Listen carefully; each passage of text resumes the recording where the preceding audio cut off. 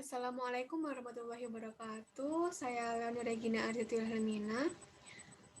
NIM 2006021100104 dari kelas Biologi B akan memaparkan atau mempresentasikan hasil dari makalah saya, yaitu upaya-upaya pelenyapan peradaban Islam.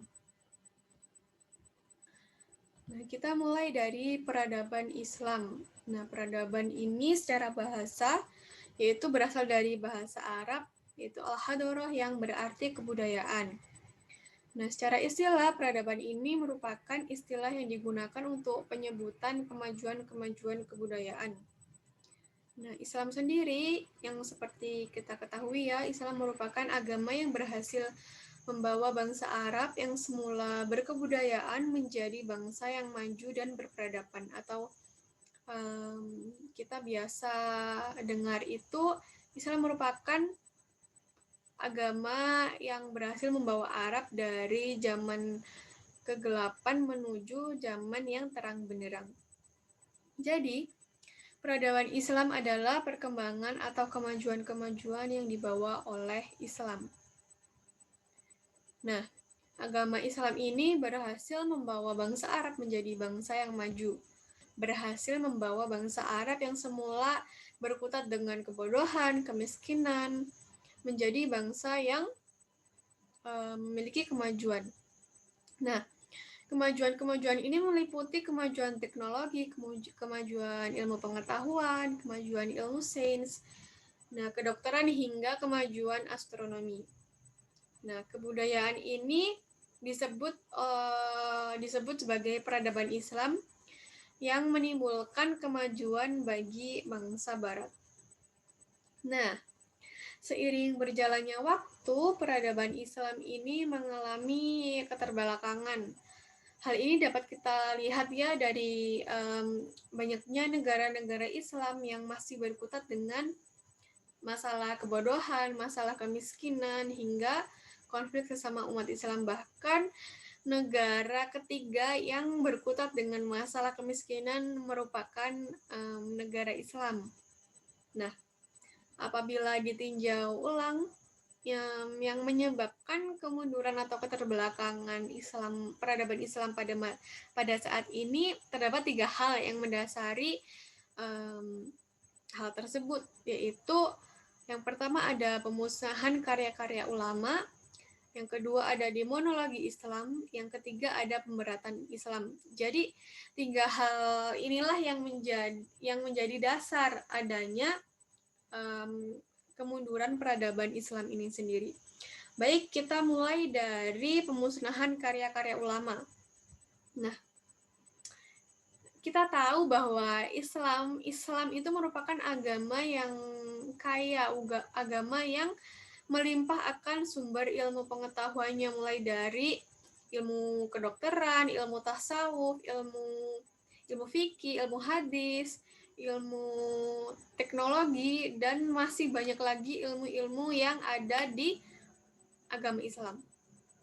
Nah, khazanah yang dimiliki ilmuwan tersebut didapat melalui beberapa sumber. Nah, para ulama ilmuwan ini memiliki karyanya masing-masing. Seperti Ibnu Sina ya, Ibnu Sina ini memiliki karya yang bernama Al-Qanun fit Tibb, atau suatu buku yang berisikan ilmu-ilmu kedokteran. Dan ada juga Al-Farabi dengan karyanya Al-Madinah Al-Fadilah. Selain itu juga ada di matematika itu ya, ada Al-Jabar yang juga dihasilkan oleh ilmuwan ulama Islam. Nah, bahkan terdapat salah satu tokoh ulama yang menghasilkan ratusan karya ilmiah, yaitu Ibnu Hazm. Nah, Ibnu Hazm ini beliau ini dikenal sebagai intelektual yang sangat produktif. Jadi saking produktifnya beliau ini memiliki ratusan karya ilmiah, sampai 800.000 manuskrip yang dibuat oleh Ibnu Hazm. Nah, kemajuan-kemajuan di atas ini atau karya-karya ulama ini terjadi pada masa Daulah Abbasiyah. Nah, Peradaban Islam ini berjaya pada masa Daulah Abbasiyah dan mengalami kemunduran pula pada masa Daulah Abbasiyah. Nah, masa kejayaan Daulah Abbasiyah ini pada saat dipimpin atau diperintah oleh Khalifah Harun al-Rasyid, ya, kalau tidak salah, dan mengalami kemunduran. Tapi bukan dipimpin oleh Harun al-Rasyid.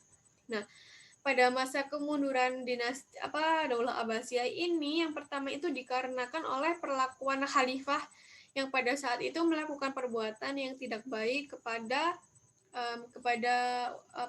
penduduk, kepada rakyatnya. Nah, sehingga rakyat yang sudah tidak tahan lagi itu membuat suatu pemerintahan kecil di daerah pinggiran desa agar rakyat tersebut jauh dari kepemimpinan khalifah pada saat itu. Nah, selain itu pada masa itu kepemimpinan khalifah pada bidang politik itu menurun hingga terjadinya desakan dari Turki yang pada saat itu Turki menduduki kursi militer yang tertinggi dengan pangkat yang tertinggi hingga Turki melakukan desakan hingga tentara militer Arab sendiri itu menjadi terbelakang. Nah, selain peristiwa tersebut, ya ada suatu peristiwa lagi yang sangat besar. Mungkin kita sudah tidak asing lagi ya. Peristiwa ini mengakibatkan kota Baghdad atau kota yang menjadikan sumber ilmu itu lenyap. Nah, peristiwa ini dimulai dari adanya serangan dari suku Mongol. Jadi suku Mongol ini merupakan suku yang tinggal di daerah Asia Tengah. Nah, pada tahun pada tahun 565 Masehi atau 565 Hijriah atau 1258 Masehi, tentara Mongol ini tiba dengan membawa 200.000 pasukan yang masuk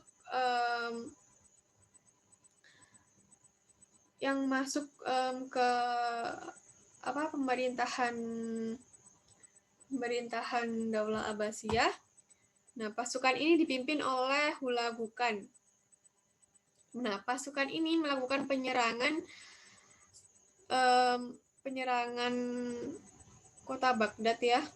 Dan saking banyaknya pasukan yang dibawa oleh tentara Mongol mengakibatkan Khalifah pada saat itu tidak dapat membendung lagi serangan dari pasukan Mongol hingga menyebabkan peperangan hingga tentara militer dari Arab sendiri itu pun sudah tidak berdaya, sudah mayat-mayat berserakan, tangan, kaki itu sudah tidak jadi satu dengan badan gitu. Dan juga adanya penghancuran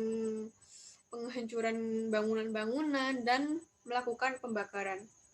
Nah, kota Baghdad ini dihancurkan oleh tentara Mongol dan hancurnya kota Baghdad ini diiringi dengan pemusnahan karya-karya dari ulama tadi ya, seperti karya-karya dari Ibnu Sina, dari Al-Farabi, dari Ibnu Hazm ini yang berupa buku, yang berupa manuskrip ini ditenggelamkan di Sungai Dajlah dan ditenggelamkan juga di Sungai Tigris oleh tentara Mongol.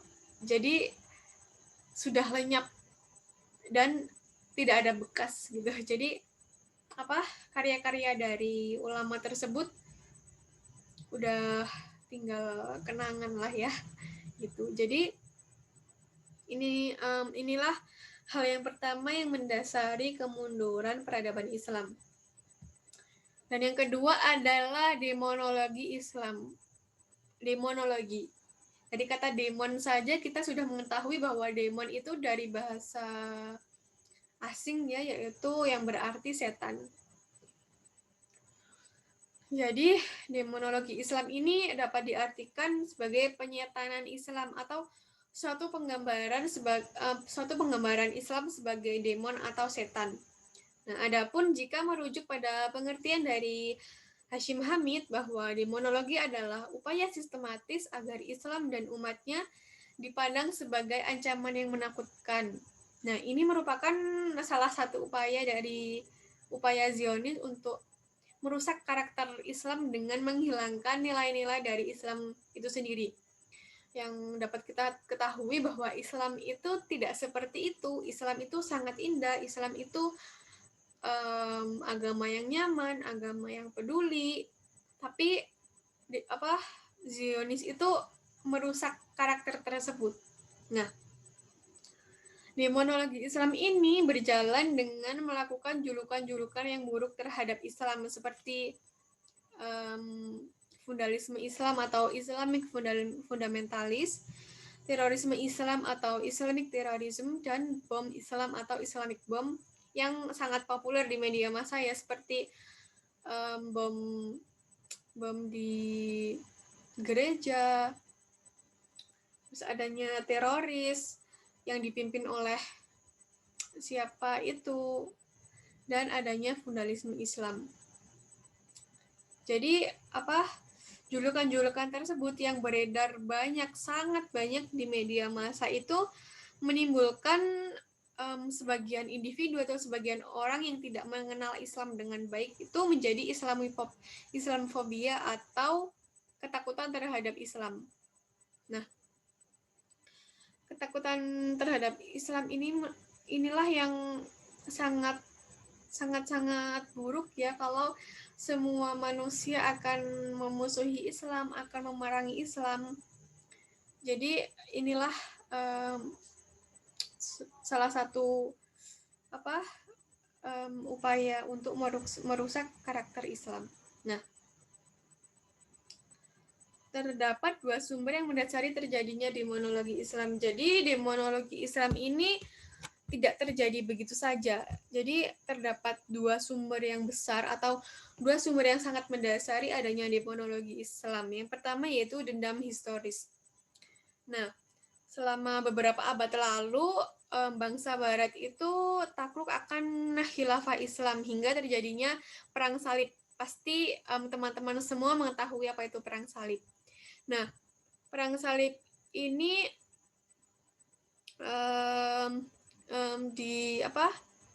ditujukan atau dilakukan untuk tujuan penghancuran Islam. Namun pada saat perang salib itu Islam gagal dihancurkan. Nah, setelah itu terjadilah benturan antara Islam dan Barat ketika Islam masuk wilayah Eropa dan dengan membawa bala tentara Islam ke daerah Perancis. Nah, itulah yang membuat kaum Barat menjadi benci hingga menimbulkan dendam yang berkepanjangan. Dan mungkin hingga saat ini pun Barat itu masih menyimpan dendam kepada Islam. Dan yang kedua, adanya kesalahpahaman masyarakat baru. Nah, pada umumnya masyarakat Barat ini melakukan atau mempelajari Islam itu terjadi kesalahan. Jadi mereka itu membaca atau mempelajari Islam itu dari buku-buku atau dari media massa yang memang isinya itu tentang kajian penyelewengan Islam. Jadi bukan dari buku asli Islam. Jadi mereka mempelajari Islam itu dari buku yang memang dibuat untuk pemburukan Islam. Jadi isinya dari buku itu merupakan semua hal yang menyeleweng dari Islam. Nah, dari ajaran buku inilah citra Islam itu menjadi buruk di kalangan, di mata para bangsa Barat.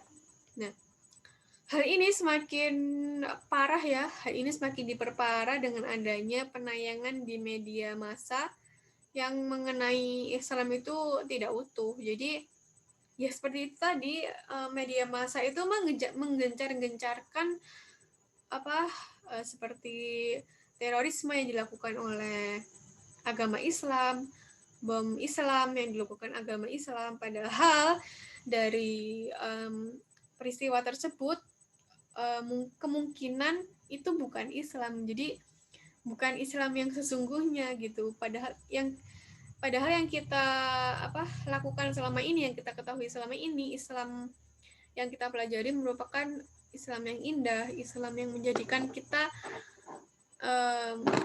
menjadi individu yang agamis, individu yang takut akan Tuhan, takut akan Allah Subhanahu wa taala. Nah, bangsa barat ini memahami Islam dengan keliru. Jadi mereka itu misal ya, ketika terdapat sekelompok orang Islam melakukan kekerasan. Jadi bangsa barat itu menyamakan semua umat Islam dengan Islam yang melakukan kekerasan tersebut. Nah, itu merupakan kekeliruan dalam pemahaman Islam. Nah, dari dua sumber besar di atas ya dapat ditarik kesimpulan bahwa bangsa barat ini masih memiliki dendam dengan Islam. Seperti kemarin ya saya melihat di media massa itu seorang muslim itu dibully atau dirundung dengan cara kepalanya itu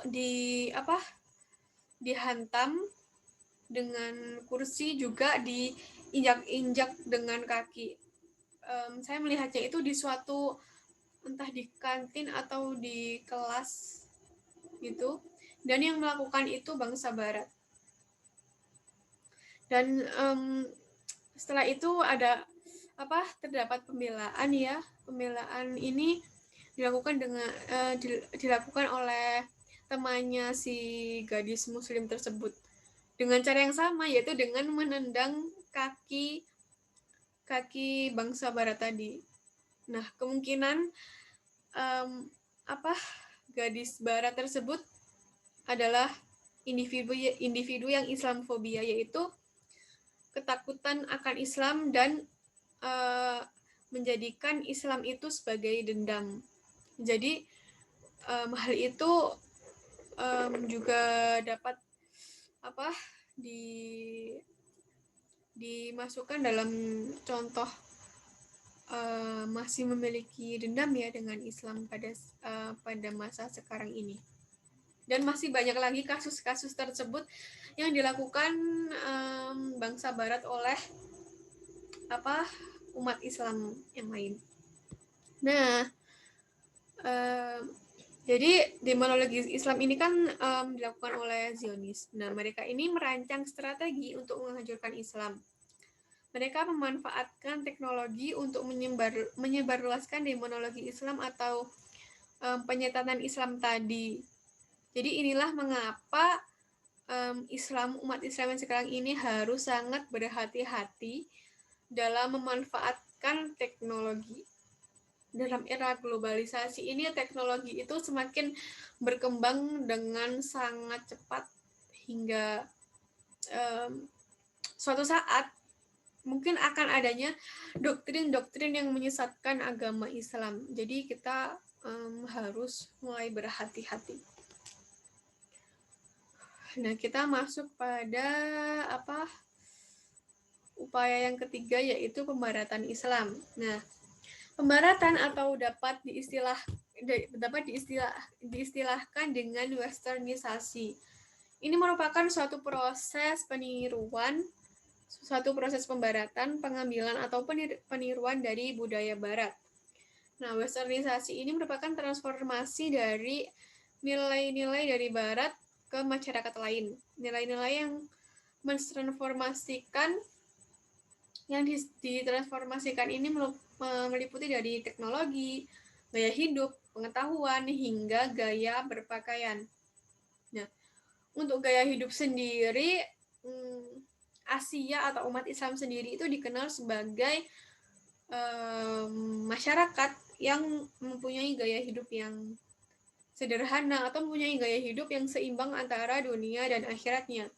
Namun bangsa Barat ini dikenal dengan gaya hidup yang jauh, ya sebagian dari mereka itu jauh akan Tuhan, jauh akan agama.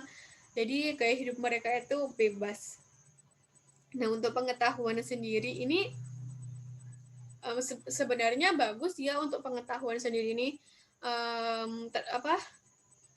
jika pengetahuan tersebut positif ya. Jika pengetahuan tersebut negatif, kita sebaiknya menghindari untuk untuk menyerap ilmu pengetahuan tersebut. Nah, untuk gaya berpakaian sendiri, untuk agama Islam kan kita diajarkan untuk menutup aurat, laki-laki dan perempuan juga sama-sama menutup aurat gitu. Jadi kita memakai jilbab, memakai pakaian-pakaian serba panjang. Jika masyarakat Barat itu sebagian besar atau bahkan setengah lebih ya dari bangsa Barat itu gaya berpakaiannya itu sangat bebas. Jadi mulai dari mengenakan hot pants, tank top, bikini itu merupakan hal yang lumrah bagi mereka. Jadi untuk masyarakat Islam sendiri sebaiknya menjauhkan dari hal-hal yang tersebut.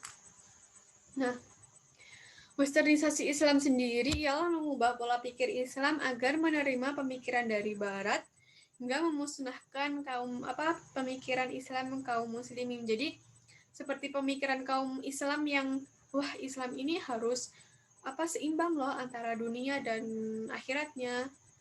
Dan Barat ini mendoktrin pikiran Islam menjadi udahlah hidup cuma sekali, jadi bebas aja. Nah, ini merupakan pemusnahan pikiran-pikiran Islam dari kaum muslimin. Nah, westernisasi ini tidak dapat dipisahkan dengan sekularisme. Sekularisme adalah pemisahan antara kehidupan bermasyarakat dan hubungan pemerintahan dengan masalah keagamaan. Dengan kata lain, pembaratan Islam ini mengajak masyarakat Islam agar meninggalkan hal-hal yang berbau dengan agama, sehingga masyarakat Islam akan tunduk kepada peraturan yang dibuat oleh bangsa Barat. Nah, sekularisme ini sangat bertentangan dengan ajaran Islam dalam hal politik ataupun dalam hal keagamaan. Jadi dalam hal politik ya politik aja, tidak usah dibarengi dengan agama, ajar agama gitu. Dan untuk kehidupan bermasyarakat itu juga bermasyarakat aja, tidak usah menyampurkan kemasyarakatanmu, ilmu bermasyarakatmu dengan agama. Nah, sehingga masyarakat ini jika masyarakat tunduk terhadap Barat, mereka akan berpikir bahwa semua peraturan yang dibuat oleh Barat ini merupakan suatu peraturan yang benar. Padahal peraturan itu bagi umat Islam itu tidak benar.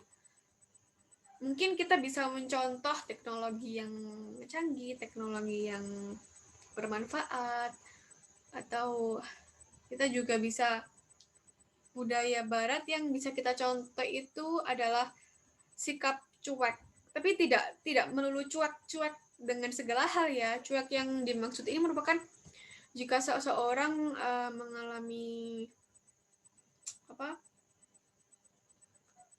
mengalami suatu masalah individu, sebaiknya kita tidak mencampuri urusan tersebut terlalu dalam, atau istilahnya kepo yang mendalam. Kita boleh misalkan kamu sedih ya, kenapa? Kalau kamu nggak mau cerita ya sudah, nggak apa-apa, tapi kamu semangat ya, memberi semangat gitulah. Tapi tidak usah kayak kenapa ngomong ke aku, nanti aku gini-gini, atau siapa yang bikin kamu sedih, nanti anaknya aku aku ajak berantem deh gitu. No. Jadi kita cuek dengan masalah yang seharusnya tidak kita urusi gitu. Nah, itu merupakan 3 hal ya yang mendasari pelenyapan peradaban Islam. Dan kesimpulannya dari materi tadi yaitu pelenyapan peradaban Islam ini disebabkan oleh beberapa faktor yang sangat berpengaruh. Nah, dan dari materi tersebut ada 3 faktor yang sangat berpengaruh. Yang pertama adalah pemusnahan karya-karya ulama, yang kedua adalah demonologi Islam, yang ketiga adalah pembaratan Islam. Pemusnahan karya ulama ini ya seperti yang sudah saya jelaskan tadi, ya Islam itu berjaya pada masa pemerintah pada masa Daulah Abbasiyah. Khazanah ilmu pada saat itu tumbuh subur, mulai dari ilmu kedokteran hingga ilmu filsafat dan masih banyak lagi ilmu-ilmu yang berkembang pesat. Namun karya-karya dari tokoh ulama itu seketika musnah karena adanya serangan dari kaum Mongol yang menewaskan ratusan ribu rakyat dengan mayat-mayat yang berserakan dan diiringi dengan menenggelamkannya karya-karya ulama di Sungai Tigris dan Sungai Dajilah oleh tentara Mongol. Yang kedua, itu demonologi Islam, yaitu merupakan upaya Barat untuk menghancurkan Islam dengan menghilangkan nilai-nilai asli Islam dan menggantinya dengan karakter yang buruk. Terdapat 2 sumber mengapa demonologi ini dapat terjadi, yaitu karena dendam historis yang menyebabkan bangsa Barat mempunyai dendam kepada Islam dan kesalahpahaman masyarakat baru. Dan yang ketiga adalah pembaratan Islam, yaitu transformasi budaya atau nilai-nilai Barat ke masyarakat lain. Transformasi gaya hidup, teknologi, hingga pengetahuan. Pembaratan Islam ini mendorong agar orang Islam menerima pemikiran-pemikiran orang Barat sehingga memusnahkan pemikiran-pemikiran Islam kaum Muslim. Jadi, saran saya untuk era saat ini sebagai umat Islam, kita harus lebih berhati-hati dengan pemanfaatan media sosial, yaitu mungkin suatu saat nanti adanya doktrin-doktrin yang sesat dari Barat hingga kita berpikir bahwa ajaran Islam ini cuma-cuma ajaran Islam yang sudah kita pelajari dari kecil hingga dewasa, hingga umur saya tuh 19 tahun ini merupakan ilmu yang cuma-cuma. Jadi kita harus lebih berhati-hati dan kita harus bisa menyeimbangkan antara hidup di dunia dan akhirat nanti. Jadi ini merupakan presentasi dari saya, yaitu upaya-upaya pelenyapan peradaban Islam. Terima kasih teman-teman semua. Semoga ilmu yang saya sampaikan tadi bermanfaat. Sekian dari saya. Wassalamualaikum warahmatullahi wabarakatuh.